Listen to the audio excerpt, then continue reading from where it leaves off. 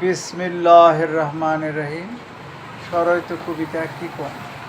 কৃপণ নিয়ে আমি একটি কবিতা রচনা করেছি। আসলে কৃপণ যারা, তারা সম্পদ জমা করে রাখে, তারা দান খয়রাত করে না।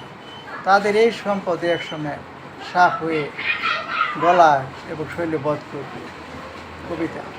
কৃপণ যারা দান খয়রাত করে না, তারা কাজে আসবে না, তাদেরই সম্পদ সাপ হয়ে গলায় করবে বধ।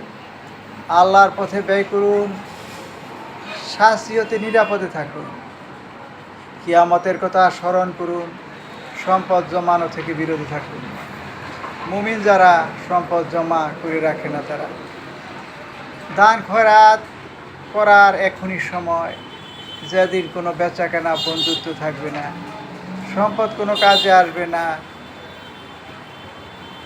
রিজিকে আল্লাহ যা দিয়েছে, মৃত্যু আসার পূর্বে তা থেকে দান খয়রাত করুন, সৎকর্ম সুদের অন্তর্ভুক্ত করুন।